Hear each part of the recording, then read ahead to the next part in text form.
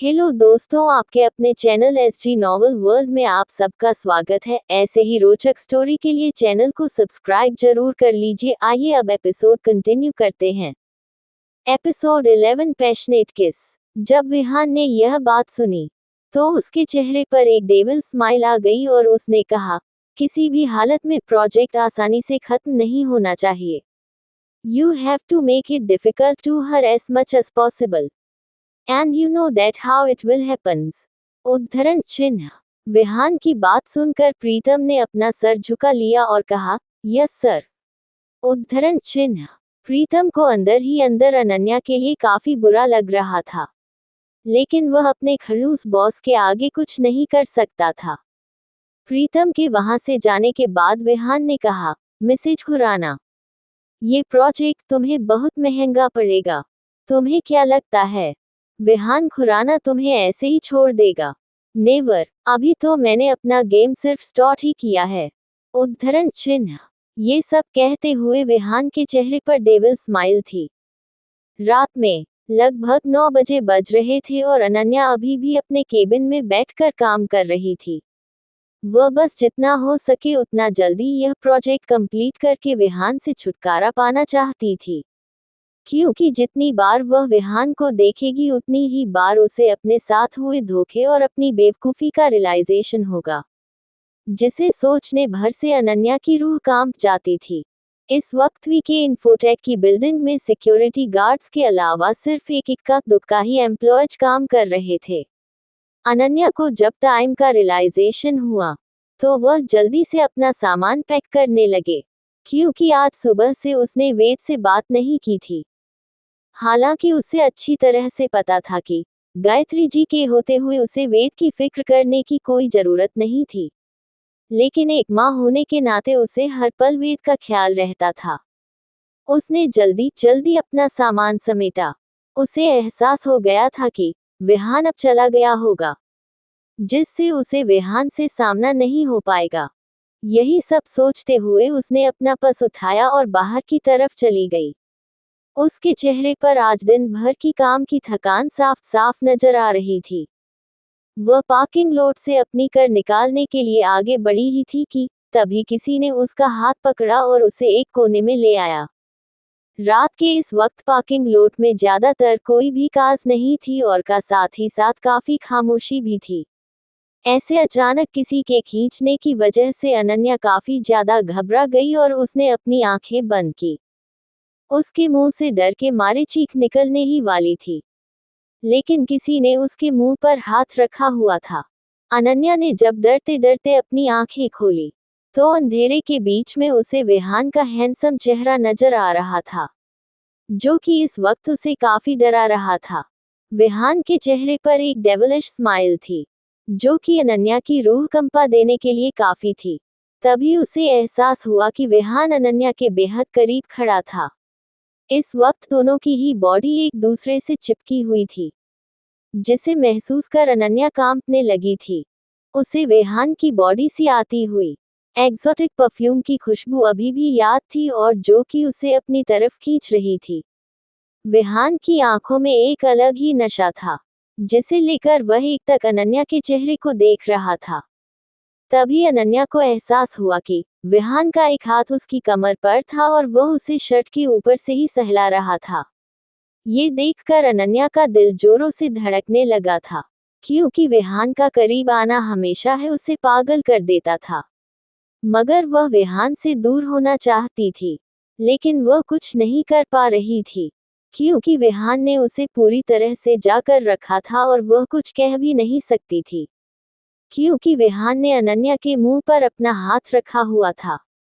घबराहट के चलते अनन्या की सांस ऊपर नीचे हो रही थी, जिससे अनन्या का सीना ऊपर नीचे हो रहा था। विहान की नजरें जैसे उसे पर ही टिक गई थी और कुछ पल के लिए उसकी पकड़ अनन्या पर ढीली हुई, तो उसने तुरंत होश में आते हुए विहान के हाथ को अपने कमर से और मुंह पर से हटाने की कोशिश की, लेकिन तभी विहान ने संभालते हुए अनन्या के कमर को पकड़ते हुए खुद से चिपका लिया। अनन्या कसमसा रही थी विहान की बाहों में, लेकिन विहान उसे बिल्कुल भी नहीं छोड़ रहा था। अनन्या कुछ कहने को हुई कि तभी विहान ने अपनी मैग्नेटिक वॉइस में कहा, कैसा लग रहा है अपने हस्बैंड के इतने करीब आने के बाद? याद होगी हनीमून वाली वो रात जब तुमने खुद को मेरे हवाले कर दिया था। सच कहूं तो तुम बेड पर बिल्कुल भी अच्छी नहीं हो। You have a no much stamina. उद्धरण चिन्ह। ये कहते हुए हाथ अनन्या के कमर पर और पेट पर चल रहे थे। वही विहान की ऐसी बातें सुनकर अनन्या को घिन आ रही थी। विहान कैसे किसी लड़की के बारे में इस तरह की बातें कर सकता था? ये सोचकर ही उसका दिमाग फटा जा रहा था। उसने गुस्से में तमतमाते हुए कहा, क्यों कर रहे हैं आप ये सब? आखिर क्या बिगाड़ा है मैं आपका? छोड़िए मुझे। घिन आती है मुझे आपके टच से। उद्धरण चिन्ह। अनन्या का इतना ही कहना हुआ था कि विहान की आंखों में गुस्सा भर गया। अनन्या साफ साफ यहाँ की आंखों में गुस्सा देख रही थी, लेकिन इससे कई ज्यादा गुस्सा उसके दिल में था, जो कि दर्द के रूप में बसा हुआ था। विहान ने अपनी गुस्से से कांपती हुई आवाज में कहा, अच्छा तो मिसेज खुराना को मेरे टच से घिन आती है, तो बताओ किन किन के टच से तुम्हें मजा आता है? उद्धरण चिन्ह। विहान की ऐसी बात सुनकर अनन्या की आंखों में आंसू तैर गए। वह अपनी आंखों में आंसू भरे हुए उसे देख रही थी। वह कुछ कहना चाहती थी कि तभी विहान अपने होठों को अनन्या के होठों से जोड़ लिया। उमम उम्मम। अनन्या की आवाज उसके मुंह में ही रह गई। अनन्या अपने दोनों हाथों से विहान के सीने पर मुंह के बरसा रही थी, लेकिन इसका कोई भी असर विहान पर नहीं हो रहा था। उसने अनन्या को कसकर पकड़ रखा था और उसे बेतहाशा चूमे जा रहा था। ऐसा लग रहा था जैसे विहान अपने पिछले कितने ही सालों की प्यास बुझा रहा हो। वह अभी किस करने के साथ साथ बाइट भी कर रहा था, जिसे अनन्या को दर्द हो रहा था। अनन्या की आंखों से आंसू बह रहे थे, लेकिन इसका कोई भी असर विहान पर नहीं हो रहा था। एक लंबी पैशनेट किस के बाद विहान ने अनन्या के होठों को छोड़ा, लेकिन अभी भी उसका चेहरा अनन्या के होठों की बेहद करीब था। दोनों के ही होंठ सुर्ख लाल हो चुके थे। वहीं अनन्या के होठों से खून भी आ रहा था, लेकिन इससे विहान को कहाँ कोई फर्क पड़ने वाला था। वह तो बस अपनी सांसों को कंट्रोल करते हुए अनन्या को अपने आप से जकड़े हुए रखा था। वहीं अनन्या को विहान के हर एक टच के साथ अपने पिछले 6 साल पुरानी यादें ताज़ा हो रही थी, जो कि उसे दर्द के अलावा और कुछ नहीं दे रही थी। उसकी आंखों से आंसू झरने की तरह बह रहे थे। अनन्या ने बड़ी मुश्किल से खुद को संभाला और एक झटके के साथ विहान को धक्का दिया, जिसके चलते विहान को संभाल नहीं पाया और नीचे गिर गया। वही अनन्या वहां से बिना देरी किए अपनी कार की तरफ रोते हुए भागी। उसको यूं जाता हुआ देख जमीन पर से उठते हुए विहान उसे घूरने लगा। उसकी आंखों में इस वक्त अंगारे बरस रहे थे। जाहिर सी बात थी विहान को अनन्या की यह हरकत बिल्कुल भी पसंद नहीं आया थी। एपिसोड 12 वेद का एडमिशन। अनन्या जल्दी से अपनी कार में बैठकर बाहर चली गई। वो इतनी फास्ट कार चल रही थी जैसे अगर वो 1 मिनट भी रुकी तो कहीं उसे विहान वापस पकड़ न ले। उसने कार को इतनी फास्ट दौड़ाया था कि वो आधे घंटे का सफर 15 मिनट में ही कर चुकी थी। उसने कार को पार्क किया, जिसके बाद उसने खुद को कार में ही नॉर्मल किया और अपने चेहरे पर आए आंसू को साफ किया। अपने फेस पर नकली मुस्कान लाकर वो कार से बाहर आ गई।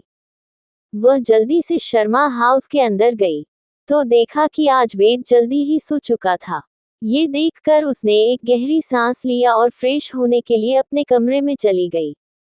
गायत्री जी ने अनन्या के चेहरे पर छाई हुई उदासी को भांप लिया था, इसलिए उन्होंने उसे कुछ नहीं कहा।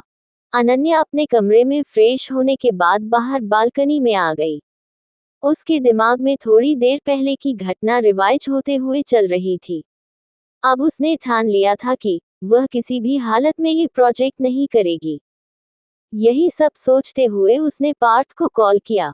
अनन्या का कॉल आते हुए देखा पार्थ में जल्दी से उसका कॉल रिसीव किया। पार्थ को अनन्या पर पिछले 3 साल से क्रश था, जब से वह उनकी कंपनी में काम कर रही थी। पार्थ ने मुस्कुराते हुए अनन्या से कहा, कहिए मिस अनन्या, इतनी रात को कैसे याद करना हुआ? उद्धरण चिन्ह। अनन्या को हमेशा से ही पार्टी का नेचर काफी अच्छा लगा था। उसने अपने गुस्से को शांत किया और एक गहरी सांस छोड़ते हुए कहा, सर एक्चुअली मैं इस प्रोजेक्ट में काम नहीं करना चाहती। I want to leave this project. उद्धरण चिन्ह। अनन्या की बात सुनकर पार्थ को जैसे चक्कर आ गया। उसने हड़बड़ाते हुए अनन्या से पूछा, what happens Ananya? Is there any problem with this project? उद्धरण चिन्ह। अनन्या ने एक गहरी सांस ली और समझाते हुए कहा, नो सर, प्रोजेक्ट से कोई प्रॉब्लम नहीं है। एक्चुअली मुझे प्रोजेक्ट से कोई प्रॉब्लम नहीं, बाकी प्रोजेक्ट ऑनर से प्रॉब्लम है। एंड सर प्लीज अब आप यह मत पूछना कि मिस्टर खुराना ने क्या किया, बिकॉज मैं आपको नहीं बता सकती। उद्धरण चिन्ह। अनन्या की बात सुनकर पार्थ परेशान हो गया, क्योंकि वह अच्छी तरह से जानता था कि अगर एक बार अनन्या ने कोई प्रोजेक्ट हाथ में लिया तो उसे पूरा किए बगैर वह पीछे नहीं हटती थी। जरूर अभी विहान ने कुछ ऐसा किया था जो टॉलरेट करने लायक नहीं था। अनन्या ने आगे से पार्थ की कोई बात भी नहीं सुनी और कॉल डिस्कनेक्ट कर दिया।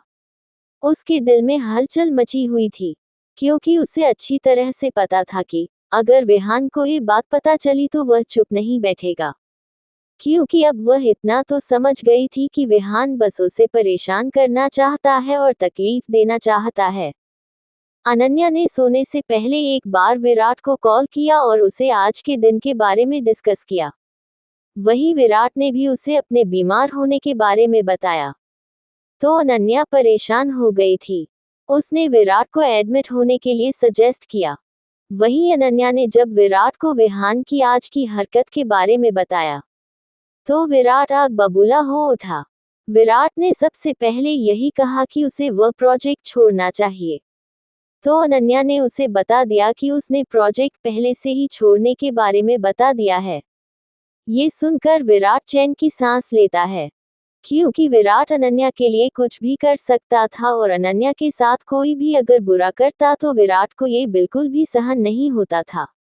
अनन्या ने आज डिनर नहीं किया और वह वैसे ही सो गई। अगले दिन सुबह अनन्या ने कल ही सोच लिया था कि वह वापस प्रोजेक्ट नहीं करेंगे, जिस वजह से आज वह ऑफिस जाने के लिए तैयार नहीं हुई थी। वही कार्तिक और गायत्री जी इस बारे में कुछ नहीं जानते थे। तो कार्तिक ने कैजुअल उसे पूछा, दीदी आप आज ऑफिस नहीं जा रही? उद्धरण चिन्ह।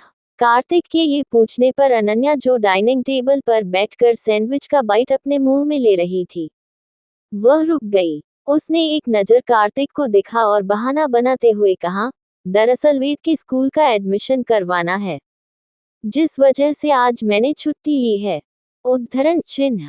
उसने बड़ी मुश्किल से यह झूठ बोला।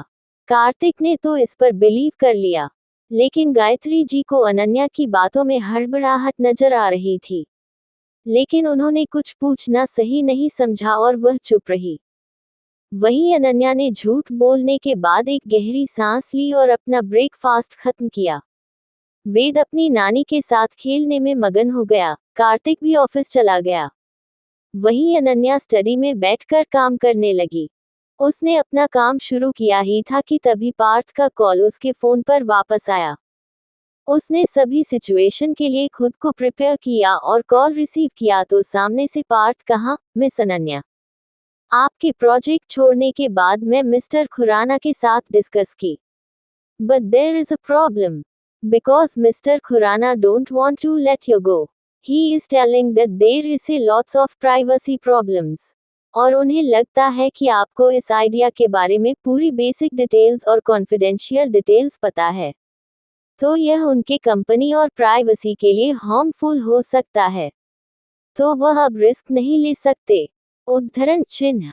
पार्थ की बात सुनकर अनन्या हैरान परेशान हो गई थी। आखिर विहान था कितना ढिठ। अनन्या ने पार्थ को समझाते हुए कहा, लेकिन सर आप तो जानते हैं ना कि मैं ऐसा कुछ नहीं करूंगी जिससे उन्हें कोई प्रॉब्लम हो। चाहे तो मैं पेनल्टी भी भरने के लिए तैयार हूँ। उद्धरण चिन्ह। जैसे ही अनन्या ने ये कहा, पार्थ ने अपने सामने बैठे हुए विहान की तरफ देखा, जो अपनी एक आईब्रो रेस करते हुए उसे ही देख रहा था। पार्थ की हालत इस वक्त ऐसी हो गई थी जैसी आगे कुआं और पीछे खाई। उसने एक गहरी सांस ली और कहा, नो मिस अनन्या। वो कह रहे हैं कि अगर आपने वो डिटेल्स उनके राइवल्स को दिया तो उन्हें बहुत प्रॉब्लम हो सकती है। और कॉन्ट्रैक्ट में पहले से ही इस बात के बारे में मेंशन किया गया था। अगर आप इसके बाद भी ये प्रोजेक्ट छोड़ेंगे तो आप पर लीगल एक्शन लेंगे। उद्धरण चिन्ह। अनन्या अपना सर पकड़कर बीन बैग पर बैठ गई थी। उसने कॉल डिस्कनेक्ट किया। उसे कुछ समझ नहीं आ रहा था। वही विहान ने कॉल काटने के बाद पार्थ को एक नज़र देखा और कहा, अगर उसने प्रोजेक्ट को छोड़ा तो ये तुम्हारे और तुम्हारे कंपनी के लिए महंगा पड़ेगा। उद्धरण चिन्ह। इतना कहकर वो चला गया। वही अनन्या ने कुछ सोचकर वापस कॉल किया और पार्थ से कहा, ओके सर, मैं रेडी हूँ, लेकिन मैं कल से ज्वाइन कर लूंगी। उद्धरण चिन्ह। जैसे ही अनन्या ने ये कहा पार्थ हो जैसे चैन आया। अभी अभी वह इतना ज्यादा परेशान हो गया था कि उसे कुछ समझ नहीं आ रहा था। उसने ओके कहा और कॉल डिस्कनेक्ट कर दिया। वही कॉल डिस्कनेक्ट करने के बाद अनन्या के चेहरे पर एक डेविल स्माइल आ गई। उसने अपनी एक पैर पर दूसरा पर चढ़ाते हुए एटीट्यूड के साथ कहा, अब आप भी इस डिसीजन के लिए रिग्रेट करोगे मिस्टर खुराना। शायद आप नहीं जानते कि मैं अब वह अनन्या नहीं जिसे आप अपनी मर्जी से चला सकते थे। उद्धरण चिन्ह। थोड़ी देर तक अनन्या ने अपना काम किया, जिसके बाद वह स्टडी से बाहर आकर वेद को ढूंढने लगी। वेद बाहर गार्डन में फुटबॉल खेल रहा था और गायत्री जी उसके साथ खेल रही थी। अनन्या ने वेद को आवाज देते हुए कहा, वेद बच्चा आप कहाँ पर हो? उद्धरण चिन्ह। वेद ने जैसे ही अनन्या की आवाज सुनी, उसने फुटबॉल छोड़ और अपने छोटे छोटे पैरों से भागकर अनन्या के पास आया। अनन्या ने उसे अपनी गोद में उठाया और उसके कपड़ों पर लगी मिट्टी झाड़ते हुए कहा, चलो बच्चा हम आपके स्कूल चलेंगे। आप भी अब स्कूल जाएंगे और आपकी बहुत सारे दोस्त बनेंगे। उद्धरण चिन्ह। वेद अनन्या की यह बात सुनकर एकदम से खुश हो गया और उसने अपने हाथों को उछलकर खुश होते हुए कहा, ये मामा, अब वेद भी स्कूल जाएगा। उद्धरण चिन्ह। अनन्या वेद की बात सुनकर खुश हो गई और वह भी उसे लेकर उसके कमरे में चली गई। उसने वेद को तैयार किया और गायत्री जी को बाहर जाते हुए कहा, मम्मी हम स्कूल जा रहे हैं वेद का एडमिशन करवाने के लिए। आते वक्त बाहर से ही खाकर आएंगे तो आप हमारा इंतजार मत कीजिए। उद्धरण चिन्ह। गायत्री जी ने ओके कहा। इसके बाद अनन्या ने वेद को कार में बैठाया और खुद ड्राइविंग सीट पर आ गई। एपिसोड 13। विहान को वेद के बारे में पता चला। थोड़ी ही देर में अनन्या ने कार को मुंबई के सबसे बेस्ट द सनशाइन नर्सरी के सामने आकर रुकी। अनन्या ने वेद के सीट बेल्ट को खोला और पहले खुद बाहर आई, जिसके बाद उसने वेद को बाहर निकाला। सनशाइन नर्सरी में मुंबई के बड़े बड़े घरों के बच्चे पढ़ते थे। अनन्या वेद के एजुकेशन को लेकर कोई भी कॉम्प्रोमाइज नहीं कर सकती थी, इसलिए उसने वेद का एडमिशन यहाँ किया था। वैसे भी वो गोयल टेक्नोलॉजी की सबसे बेस्ट रिसर्चर थी। सीईओ के बाद सबसे ज्यादा उसकी ही सैलरी थी। साथ ही साथ अनन्या ने हैकिंग की दुनिया भी अपना बहुत नाम कमाया था। हालांकि उसका असली नाम कोई नहीं जानता था। अनन्या के रिसर्चेज लंदन में ही नहीं बल्कि पूरे वर्ल्ड वाइड में फेमस थे। तो अनन्या वेद के लिए ऐसा स्कूल तो काफी आसानी से अफोर्ड कर सकती थी। वही वेद को लेकर वो अंदर आ गई। वेद हालांकि पढ़ने में काफी तेज था, लेकिन माइग्रेटेड स्कूल होने की वजह से वेद को 1 साल पीछे एडमिशन किया गया था। विहान के जासूस जिसे विहान ने अनन्या के पल पल की खबर देने के लिए रखा था, उन्होंने अनन्या के किसी बच्चे के साथ स्कूल होने की बात बता दी। इस बात से बेखबर अनन्या वेद को लेकर रेस्टोरेंट आ चुकी थी। उन दोनों ने खाना खाया, जिसके बाद वो दोनों ही शर्मा हाउस के लिए निकल गए थे। वही विहान अपने कमरे में तोड़फोड़ मचा रहा था। उसके दिमाग में यही चल रहा था कि क्या अनन्या ने शादी कर ली या फिर किसी और के साथ रिलेशनशिप है। किसी और के साथ इमेजिन करके विहान का गुस्सा 7वें आसमान पर जा रहा था। उसने अपने पॉकेट से सिगार निकाली और अपने होठों के बीच पकड़कर लंबी लंबी कश लेने लगा। पूरा एक पैकेट सिगार का खत्म करने के बावजूद भी विहान का मन शांत नहीं हो पा रहा था। तभी उसके कमरे के बाहर किसी ने नॉक किया। विहान को पता था कि इस वक्त वहां पर कौन हो सकता है, इसलिए उसने बिना देखे ही अंदर आने के लिए कहा। जैसे ही प्रीतम अंदर आया तो उसने देखा कि पूरा कमरा सिगरेट की धुएं से भरा पड़ा था। अगर कोई और वहां पर होता तो अब तक दम घुटकर मर जाता। लेकिन विहान था कि अभी भी एक के पीछे एक सिगरेट की कष्ट लेने में लगा हुआ था। विहान ने प्रीतम की तरफ देखे बिना आधे टोन में कहा, मैंने जो कहा था वह काम हो गया। उद्धरण चिन्ह। प्रीतम ने विहान की आवाज में गुस्सा भांप लिया था। उसने घबराते हुए जवाब दिया, यस सर। लेकिन हमें सिर्फ इतना पता चल रहा है कि वह बच्चा लंदन से यहाँ पर माइग्रेटेड हुआ है और वह अभी नर्सरी में है। पता ये भी चला है कि वह मिस अनन्या का ही बेटा है। उद्धरण चिन्ह। आखिरी की बात कहते हुए प्रीतम काफी ज्यादा घबरा रहा था। वही विहान को ये सब सुनकर दिल में एक अजीब सी हलचल मची हुई थी। उसे अनन्या पर इतना ज्यादा गुस्सा आ रहा था कि अगर अनन्या उसके सामने होती तो वह उसका गला दबा देता। तभी विहान ने गुस्से भरी आवाज में कहा, उसकी फोटो, उम्र, बाकी सब पता है? या फिर सिर्फ इतनी ही बातें पता करके खुद को विहान खुराना का असिस्टेंट बता रहे हो? उद्धरण चिन्ह। विहान के इस सवाल पर प्रीतम ने अपना सर झुका लिया, क्योंकि लाख कोशिश करने के बाद भी स्कूल मैनेजमेंट ने उन्हें इतनी ही इंफॉर्मेशन दी थी। जब प्रीतम ने विहान को ये बताया तो विहान और भी ज्यादा गुस्से में भर गया। उसने गुस्से में चिल्लाते हुए प्रीतम को कमरे से बाहर निकाल दिया। प्रीतम भी सहम गया और वह भी जल्दी से बाहर निकल गया।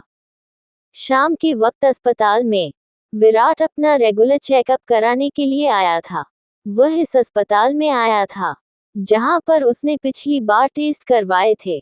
डॉक्टर ने उसे कंसल्ट किया था कि वह कुछ दिनों के लिए एडमिट रहे।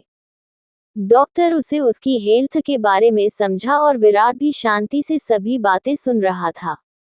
विराट ने कुछ सोचते हुए डॉक्टर से कहा, डॉक्टर, मैं अपने घर में ही मिनी हॉस्पिटल तैयार करवा दूंगा, लेकिन आपको और आपके स्टाफ को वहीं पर आकर मेरा ट्रीटमेंट करना होगा, क्योंकि मैं हॉस्पिटल में ज्यादा दिन एडमिट नहीं रह सकता।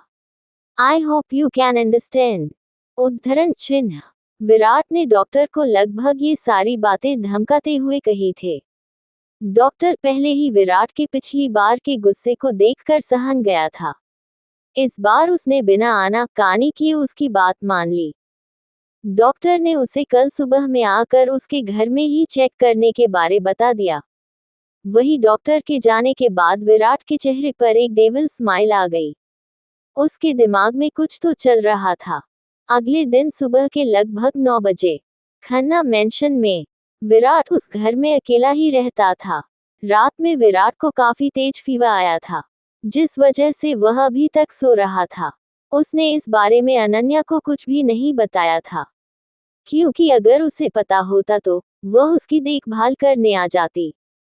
वहीं विराट ने जानबूझकर उसे नहीं बुलाया था, क्योंकि उसे पता था कि उसकी लाइफ में ऑलरेडी बहुत कुछ चल रहा है और वह उसे और परेशान नहीं करना चाहता। थोड़ी ही देर में खन्ना मेंशन में डॉक्टर की एक टीम आ गई थी, जिसे विराट ने हायर किया था। उनमें से वीरा भी असिस्टेंट डॉक्टर के तौर पर आई थी। विराट का असिस्टेंट उन लोगों को विराट के कमरे की तरफ ले आया। सीनियर डॉक्टर मिस्टर चौबे और वीरा मिलकर दोनों ही अंदर कमरे में विराट का चेकअप करने के लिए चले गए।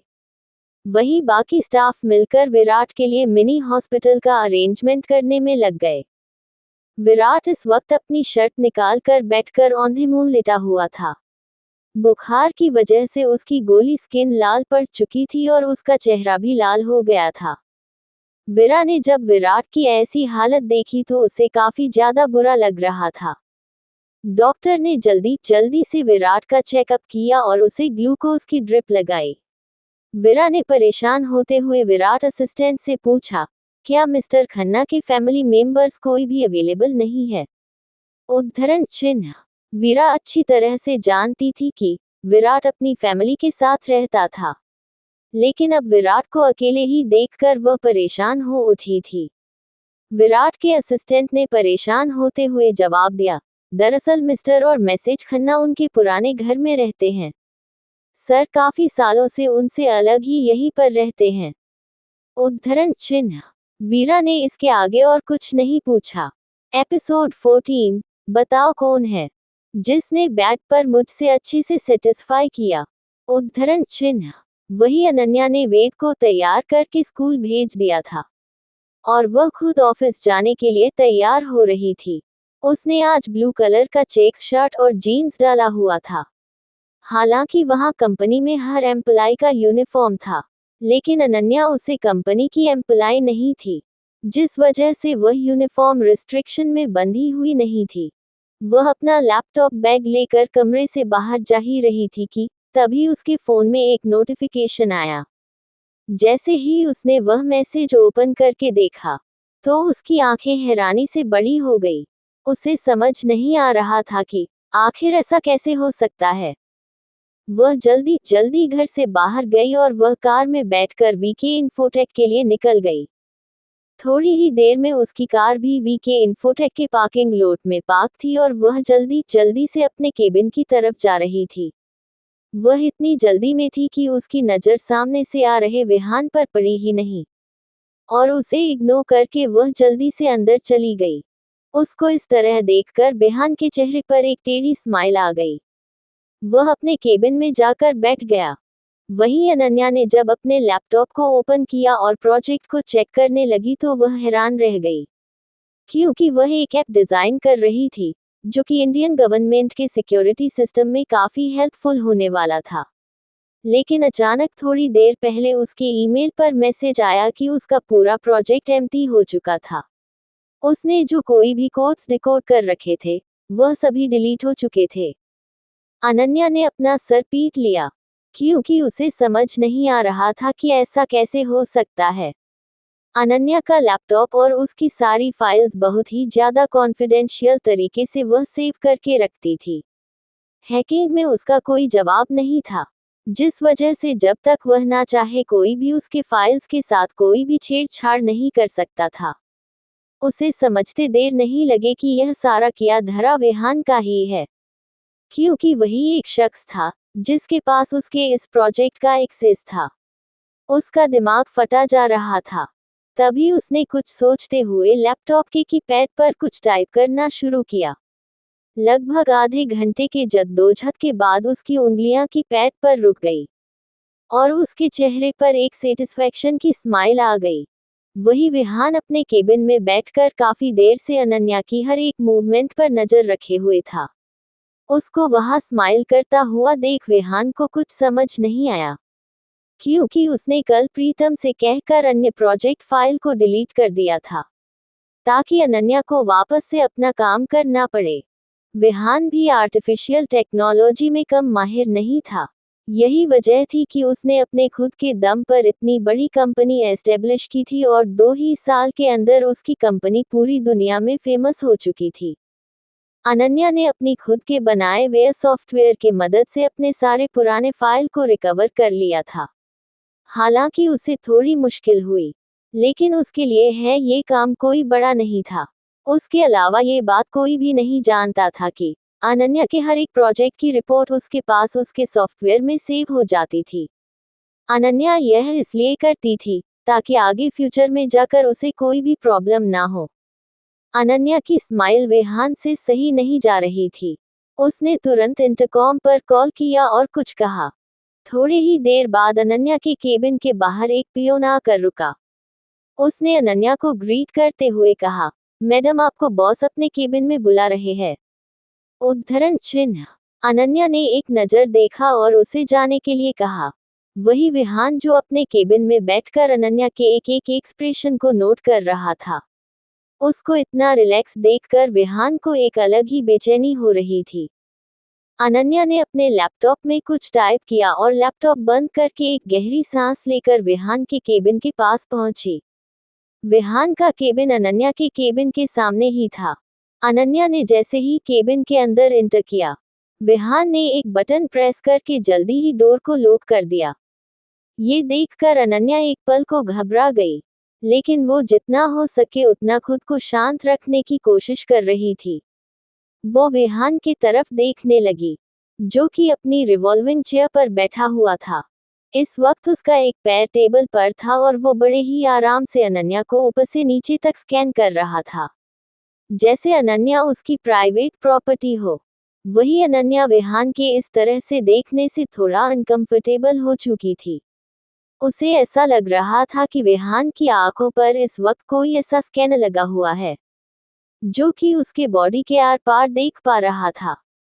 लेकिन ऐसा कुछ भी नहीं था। वो चलकर बड़े ही प्रोफेशनल अंदाज में विहान के सामने आकर रुकी और उसने विहान की आंखों में आंखें डालकर पूछा, यस सर, आपने मुझे बुलाया? उद्धरण चिन्ह। विहान के चेहरे पर अनन्या की बात सुनकर एक टेढ़ी स्माइल आ गई।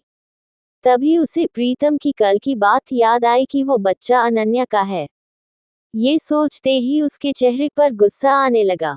अनन्या को किसी और के साथ सोचकर ही उसका पारा हाई हो रहा था। वही अनन्या उसके बदलते फेस एक्सप्रेशन को देखकर घबरा रही थी। वो बहुत कोशिश कर रही थी कि उसके एक्सप्रेशन उसके चेहरे पर शो ना हो। वही विहान अपने जगह से उठ खड़ा हुआ और अनन्या की तरफ अपने कदम बढ़ाने लगा। अनन्या भी अपने कदम पीछे लेने लगी। वही विहान ने एक झटके में उसके कमर में हाथ में डालकर उसे खुद की तरफ खींचा। अनन्या घबराकर उसकी आंखों में देख रही थी, जहां उसे दुनिया जहां का गुस्सा और नफरत नजर आ रही थी। वो उसकी बाहों में छूटने की कोशिश कर रही थी, लेकिन विहान की पकड़ काफी मजबूत थी। उसने खुद को छुड़ाने की कोशिश करते हुए कहा, मिस्टर खुराना, प्लीज छोड़िए, आप ये क्या कर रहे हैं? उद्धरण चिन्ह। विहान ने उसकी तरफ घूर कर देखा और एक हाथ से उसके जबड़े को पकड़ लिया। इस वक्त उसके सर पर जुनून सवार था। वही अनन्या दर्द से कसमसा रही थी। वो विहान से खुद को छुड़ाने की लाख कोशिश कर रही थी, लेकिन इसका कोई भी फायदा नहीं था। आह, विहान छोड़िए मुझे, आह, ये कहते हुए अनन्या की आंखों में आंसू आ रहे थे। तभी विहान ने गुस्से में अपने एक एक शब्द को चबाते हुए कहा, तुम्हारी हिम्मत कैसे हुई किसी और के पास जाने की? और तुम किसी और के बच्चे की माँ भी हो। बताओ कौन है उस बच्चे का बाप? मैं उसे जिंदा नहीं छोड़ूंगा। उद्धरण चिन्ह। ये सब कहते हुए विहान काफी ज्यादा गुस्से में था। वही अनन्या ने जब विहान के मुंह से उसके बच्चे के बारे में सुना तो वो एक पल के लिए घबरा गई, क्योंकि वो नहीं चाहती थी कि वेद के बारे में विहान को पता चले। लेकिन यहाँ विहान को पहले से पता था। यान सोचकर ही उसके दिल में एक अलग ही डर पैदा हो रहा था। वही विहान गुस्से में तिलमिलाए जा रहा था। उसने वापस कहा, बताओ कौन है जिसने बैट पर मुझसे अच्छे से सेटिस्फाई किया? उद्धरण चिन्ह। विहान की ऐसी बातें सुन अनन्या को ऐसे लग रहा था जैसे उसके दिल में किसी ने खंजर घोंपा हो। विहान के अलावा उसने आज तक किसी भी गैर मर्द को हाथ नहीं लगाया था और यहाँ विहान उस पर कैसे कैसे इल्जाम लगा रहा था। अनन्या भी अब गुस्से में भर चुकी थी। उसने विहान के हाथ को एक झटके में खुद से छुड़ाया और विहान को खुद से दूर धकेलकर गुस्से में कहा, आपको इससे कोई भी फर्क नहीं पड़ना चाहिए कि मैं किसके साथ हूँ या फिर किसके साथ सोकर बच्चा पैदा किया। आपको इन सब से कोई मतलब नहीं होना चाहिए। आपको किसी ने भी हाल नहीं दिया कि आप मेरी लाइफ में इस तरह से इंटरफेयर करें। और आप जानना चाहते हो ना कि मैं किसके बच्चे की माँ हूँ, तो सुनिए। आपके जाने के बाद मैं लंदन में एक शख्स के साथ रिलेशनशिप में थी, एंड वो बच्चा हमारे प्यार की निशानी है। तो मिल गया आपको आपका जवाब। उद्धरण चिन्ह। अनन्या ने ये सब बड़ी मुश्किल से जोर जोर से चिल्लाकर कहा था। ये कहते हुए उसकी आंखों से लगातार आंसू बह रहे थे। हालांकि विहान का केबिन साउंड प्रूफ था, जिस वजह से उनकी आवाज कमरे से बाहर नहीं जा रही थी। वही विहान तो जैसे शून्य में देख रहा था। अनन्या ने आज से पहले कभी भी उसके सामने इस तरह से बात नहीं की थी। विहान ने हमेशा से ही उसे कंट्रोल किया था। उसकी बातों को एक और बार सोचकर ही वो गुस्से में भर गया और उसने अपने कदम अनन्या की तरफ बढ़ाए। एपिसोड 15, विहान की जबरदस्ती। अनन्या डर के मारे अपने कदम पीछे ले रही थी। वह अब पूरी तरह से दीवार से सटकर खड़ी हुई थी, लेकिन विहान अभी भी उसकी तरफ बढ़ रहा था। उसकी जान तो जैसे हलक में आ गई थी। विहान उसके पास आया और उसने अपने दोनों हाथों से अनन्या के इर्द गिर्द घेरा बना लिया। वह उसे अपनी सर्द निगाहों से घूर रहा था। अनन्या ने डर के मारे अपनी आंखें कसकर बंद कर रखी हुई थी। वही विहान ने उसके दोनों हाथों की उंगलियों को अपने हाथों में फंसाते हुए कहा, तुम कह रही हो कि मुझे फर्क नहीं पड़ना चाहिए? क्या तुम ये बात भूल रही हो कि तुम अभी भी मेरी वाइफ हो? उद्धरण चिन्ह। अनन्या ने जैसे ही विहान के ये शब्द सुने, उसका दिमाग जैसे ब्लैक हो गया। वह ये बात कैसे भूल सकती थी कि अभी तक विहान और उसका डाइवर्स नहीं हुआ था। उसके चेहरे की उड़ती हुई रंगत देखकर विहान के चेहरे पर टेढ़ी स्माइल आए और उसने कहा, तो मैं क्या समझो कि मेरी वाइफ ने मेरे पीठ पीछे एक्स्ट्रा मैरिटल अफेयर करके एक बच्चा भी पैदा कर लिया, तो मुझे उसे बच्चों के साथ क्या करना चाहिए? उद्धरण चिन्ह। ये सब कहते हुए विहान काफी ज्यादा डेंजरस लग रहा था। वहीं अनन्या डर के मारे काम पर रही थी। विहान से दूर होने के बाद उसने विहान से डाइवोर्स लेने के बारे में सोचा ही नहीं था। वही विहान ने आगे बढ़ाकर उसे अपने गोद में उठा लिया और गुस्से भरी आवाज में कहा, चलो मैं तुम्हें आज अच्छी तरह से सेटिस्फाई करता हूँ, ताकि तुम कहीं और मुंह न मारो। उद्धरण चिन्ह। विहान की बातें ऐसी थी कि किसी भी लड़की का दिल पसीज कर रह जाता।